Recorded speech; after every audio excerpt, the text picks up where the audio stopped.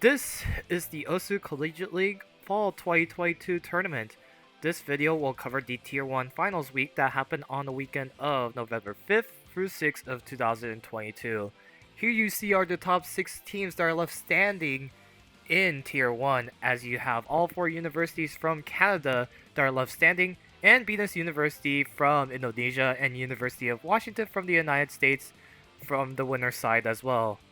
Let's quickly get into the highlights of the losers bracket match. Incredible FC run. The first match of the losers bracket finals that happened is the University of Waterloo's A team taking on University of Toronto's A team. University of Toronto got off to a hot start as they lead University of Waterloo 3-0. However, Picapod and Ridrio does show the signs of fighting spirit in them as they took 2 points to make it 2-4 afterwards. But however, University of Toronto held it to their own after giving up 2 points as they comfortably was able to defeat University of Waterloo by the score of 7-3. University of Toronto will be moving on into the second losers bracket match as University of Waterloo will finish tied for 6th place in OCL Fall 2022. Another match that happened in the losers finals is Carleton University taking on University of British Columbia. This was a pretty interesting match for how it had went off, as Carleton University did start off the match 3-0 against University of British Columbia. It happened like this until the Nomad 6 incident that happened during one of the University of British Columbia players disconnected from Banjo but was able to finish the rest of the map due to the powerful storyboard that the map had provided on Nomad 6. The refs had taken 15 minutes to decide whether or not if the point should be given to Carleton University or University of British Columbia, because while Carleton did win the point, the player who disconnected actually ends up scoring just enough to allow British Columbia, if added, to defeat Carleton University. And it was at the moment that Lumen Logic did decide to give the point to University of British Columbia to make it 3-1, and that is what University of British Columbia needed, as UBC would end up going on a 7-0 run afterwards to defeat Carleton University 7-3 to take on University of Toronto for the 3rd place spot. And after that, here is your battle to decide who will finish in the top 3 in the Tier 1 tournament. It's University of Toronto taking on University of British Columbia. University of British Columbia and Toronto both started off with 1 point apiece for the first 2 maps. Then afterwards, University of Toronto really started to take off as they went on a 4-0 run afterwards to get themselves up 5-1. And that is what Toronto really needed, because afterwards, even after University of British Columbia did get themselves back a point to make it 5-2, it was just not enough, as Toronto will take the last 2 points to be able to slot themselves back into the Grand Finals week after finishing in the top 3 in winter 2022. University of Toronto will defeat University of British Columbia by a score of 7-2. We will hear words from Vinopoly after this winners finals match. Hello everyone, and welcome to the Tier 1 winners finals match of this split of OCL. Tonight I am here with Stayer as my fellow commentator for this match, and I am Lumen Logic, by the way, co-host of OSU Collegiate League. Hello, hello, and thank you for the introduction. Unfortunately, in the beginning, you're... In the first 6 maps of this winners finals match, Washington and Binus both scored the first 3 points coming from their own picks. Let's see how those 6 maps went. even though Reto has a insane combo, Conrad just built up his accuracy so large. I mean, it's insane, honestly.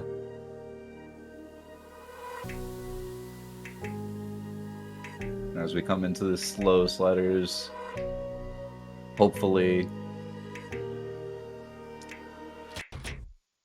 Oh, the funny slider, and then Conrad just lags out, but it is going Yeah, down. last Ki seemingly treating all 4 players equally with like sparse misses here and there. But the damage from earlier already done, and Binus going to be getting themselves on the board early at 1-1. And there you have it.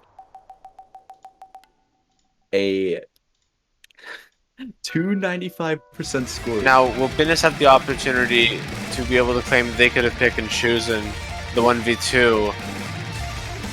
As Ruto's score does seem to surpass the combined scores of University of Washington at the moment. This is just looking like the more... And it will be the overall team diff. Okay, good. They dropped a few more 100s, so it would basically cannot be replicated by Binus on the maps that they are more comfortable with. Like, any of the technical picks are definitely favored towards Washington. It's just, unfortunately, this is a mechanical DT1 fast. However, in the next 2 maps, Washington would get not only their 4th point from their own pick, but their first break point from Binus University, as it is now 5-3 in favor of University of Washington. They win. I'm saved. Don't hate me. Yeah, the free combo section definitely helping Washington a significant bit as they held section before it. Getting them their 4th point of the match. There's still a lot of wins on teams' own picks, which leaves the door wide open for Washington, and they are, if you're Washington, you have plenty of tools in your arsenal to absolutely demolish your own pick.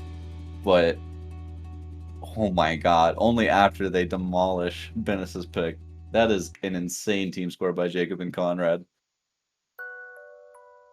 They will be breaking University of Washington. Despite the fact that Binus University did end up taking back a break point from University of Washington, Washington would respond back with another break point of their own.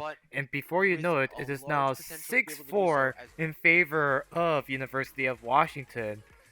With 2 points to go to force a tiebreaker, Binus will have to do whatever it takes to make sure they not only push Washington to their limits, but also outperform them in order to force tiebreaker.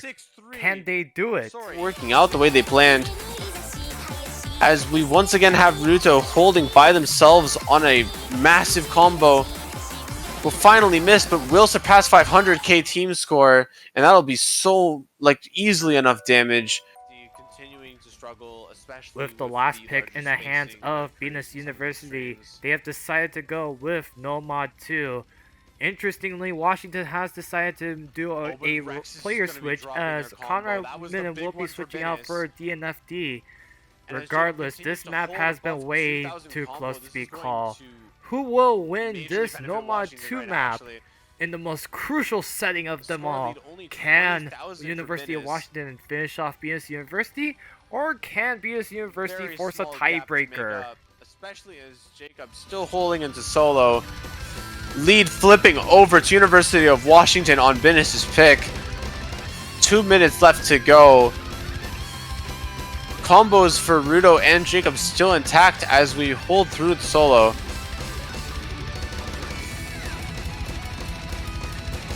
More accuracy drop from DNFD, however, not helping Washington's case.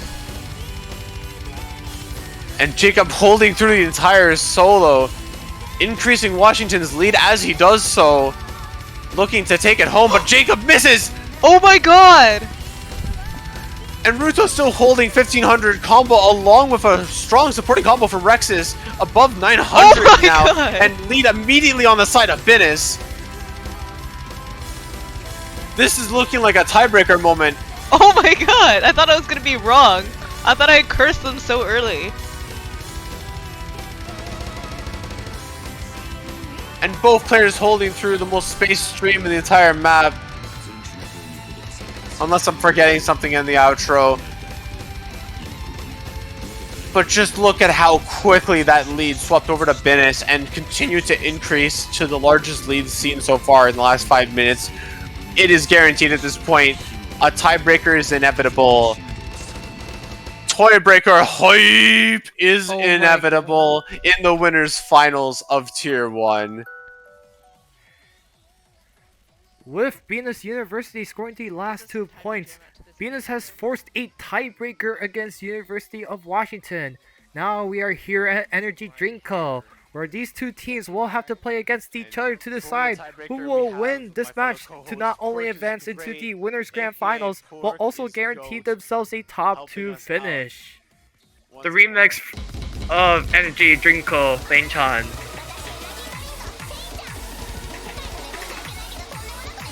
And here we go. Oh. Conrad back in for Washington once again. The core rosters from both teams coming out for the tiebreaker as very much expected. Oh, but everybody had their first early breaks. Conrad, the only player that is holding the true FC right now, but considering it's 5 minutes, it's probably almost guaranteed that Conrad is not going to hold on to an FC, but we'll just have to see how long he can hold on to that combo until.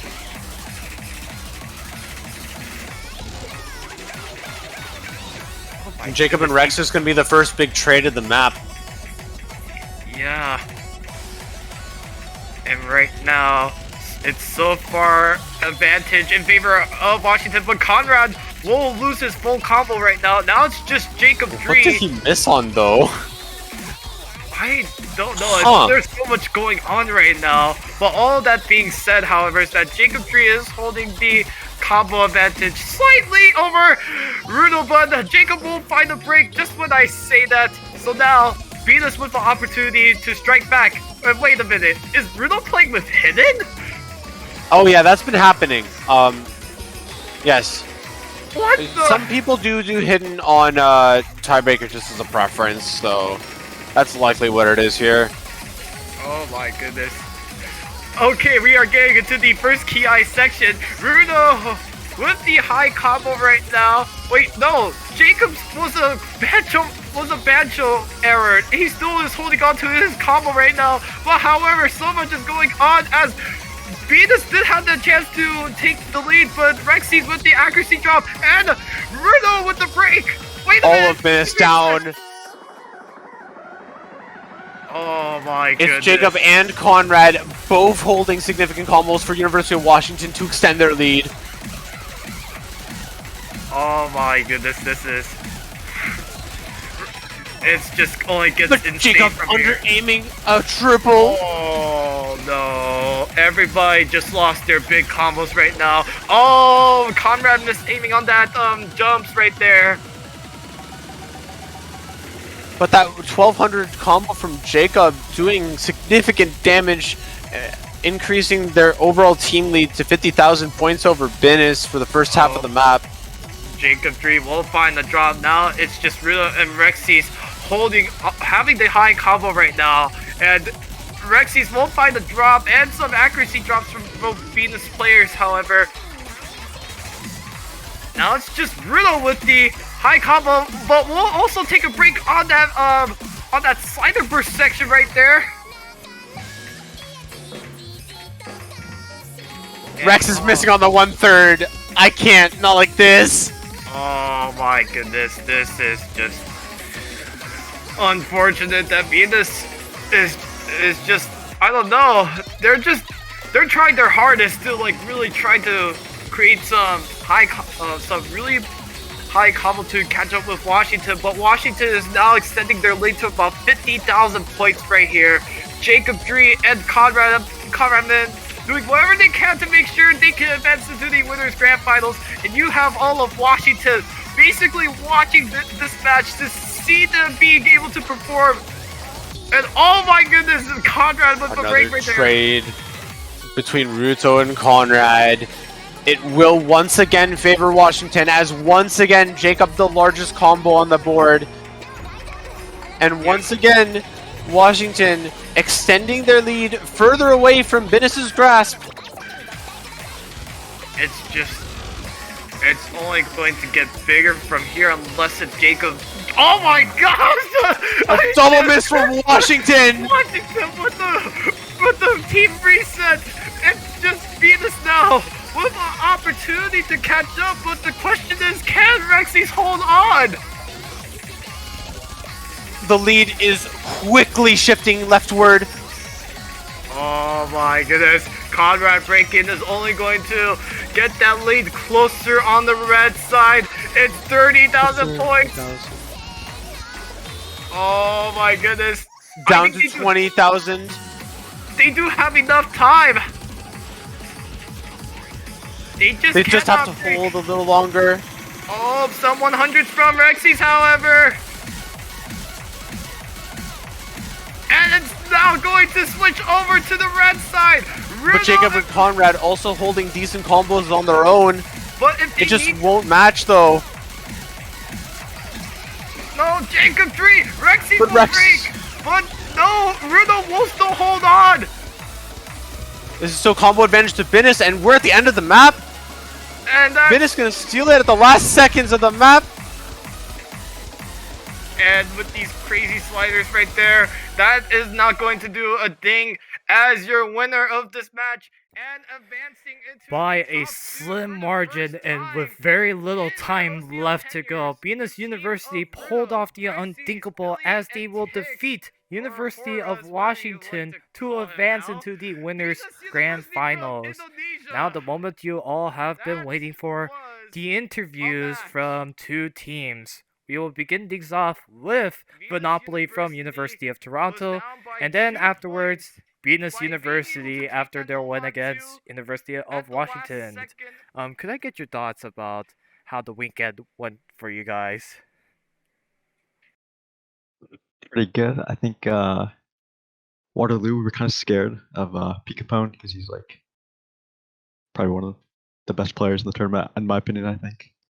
And for UBC, we actually lost to them last year and got knocked out by them, so we kind of got some revenge on them this year. That's pretty good. Yep. So for the second tournament in a row in OCL, you guys will be finishing in the top 3. So especially with, you guys had you, Monopoly, Dark Karate, and Vesperid, the 3 guys coming back from the Winter 2022 tournament, but you also have the Pro 365, who I believe is replacing Beard from that Winter tournament. How does it feel that knowing that you guys are finishing in the top 3 again against some of the best this tournament has to offer? Feels pretty good. I think we all have like pretty good team synergy. Like we cover each other's weaknesses and stuff, especially with Mario, the Pro 365 coming in. He helps with a lot like speed and like other things that we weren't good at before. I see. One more question. You guys are going to be going up against University of Washington's A team, the team that knocked you guys down to the losers finals week.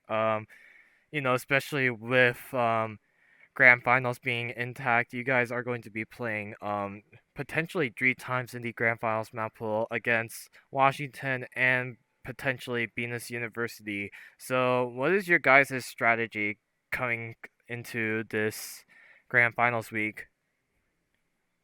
I think against Washington, I think before we didn't really know them that well, and I really didn't expect Conrad Min to be that good. So I think we'll prepare a little bit better, and I think we have better picks now that we know what they're good at and what their weaknesses are. So we have a better chance this week.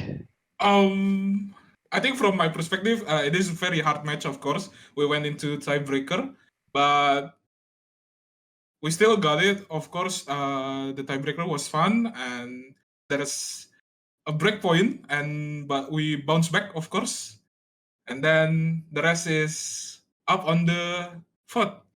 So there it is. I see. Millie, back at the round of 32, I remember that when I asked you what was your Binus University's expectations, you did say like this was not only your final year, but also as Rexy's final year. And I did remember you did say you wanted to at least finish in top three. And with this match, did you even honestly expect this team to even make it into grand finals, finishing in top two? Okay. First of all, I think when I talk about round of 32, the high expectation comes from the top three comes from the bracket, right? So we should meet the best possible choice is like we are against the seed one, the first seed, in quarterfinal, right? But they did get they did get like into the lower bracket earlier than we expected. So while we are doing pretty good on the upper bracket, so we are kind of like, oh, I think top two is possible, like that, yeah. I see. Yeah, that's pretty good. Now, I want to hear from everyone else aside from Millie. How are you guys feeling knowing that you guys are going to be finished in second place no matter what? I am personally, I am pretty nervous, especially with the previous match over the past weekend. I didn't think we could get top two either, especially after last week uh match, because it was a part of match, and then this week where our opponent is more harder and more annoyingly in terms of skill set. And then suddenly we nailed it on the tiebreaker at the ending. Personally, I'm surprised we reached this far. I see. Well, I just want to say I could be so much happier for you guys. Um, thank you guys for being able to give for showing us how strong Binus University is this year. And best of luck to you guys on the grand finals week. All right, thank you, Oh, Sven. thank you. Thank you so much. Where's luck? Yeah, true, bisa luck. Liga makin lama makin gede, Van. These are your grand finals matches for Tier 1 as University of Washington will meet with University of Toronto in a winners semifinals rematch as Washington did win against University of Toronto 6-4 to advance into the finals as Toronto is looking to have revenge to eliminate Washington for a third place finish. But whoever wins the losers grand finals will be moving up into the winners grand finals where they're gonna have to play against Binus University potentially twice if either Washington or Toronto would want to become OCL Tier 1 champions. As of that will be the end of this video. Join me for the next video where I will highlight the grand finals week before not only Tier 1 but also Tier 2, as we are waiting to see who will become the champions for OSU Collegiate League Fall 2022 for Tier 1 and Tier 2. This is Pork is Great, and I will see you guys on the Grand Finals video.